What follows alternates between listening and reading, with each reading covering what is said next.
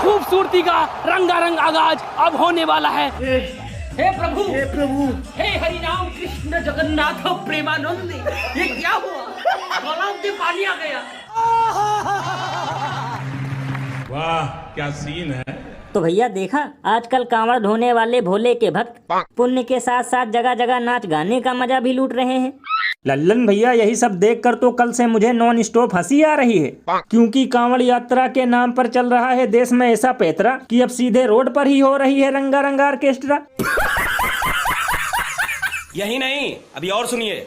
लल्लन भैया मुझे तो लगता है कि अब कलयुग का अंत एकदम निकट आ गया है, क्योंकि पहले गोबर भक्तों ने केवल रामनवमी और नवरात्रि को मुन्नी की तरह बदनाम कर रखा था, और अब कांवड़ यात्रा के पीछे भी हाथ धोकर पड़े हैं। यानी कोई कांवड़िया शराब पीकर झूम रहा है, कोई तोड़फोड़ कर रहा है, तो कोई आस्था के नाम पर अश्लीलता फैला रहा है। भैया इसीलिए तो लोग घनघोर बेइज्जती करते हुए ये कहते हैं कि अब तो भोले बाबा भी अपना त्रिशूल कर रहे होंगे गरम, क्योंकि ये सब देखकर तो उन्हें भी आ रही होगी शर्म।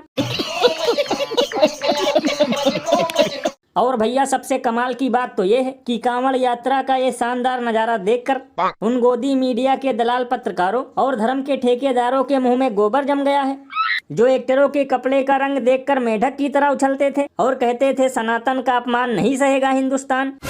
लल्लन भैया इसीलिए तो शास्त्रों में इन्हें कहा गया है मौका प्रस्त, क्योंकि हिंदू मुस्लिम वाला मुद्दा ही लगता है इन चिलगोजों को मस्त।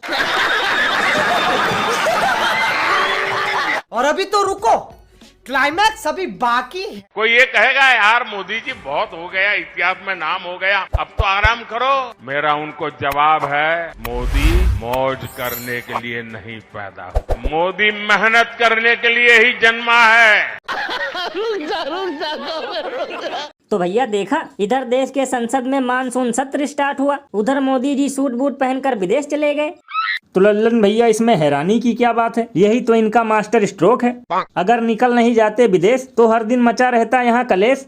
अरे बाप रे, ये तो धोती खोल रहा है। यानी कोई ऑपरेशन सिंदूर पर इन्हें घेरता, कोई परम मित्र डोनाल्ड ट्रंप के रवैये पर इन्हें गिलास उठाने पर मजबूर कर देता, तो कोई महंगाई बेरोजगारी पर सवाल पूछकर इनकी लंका लगा देता।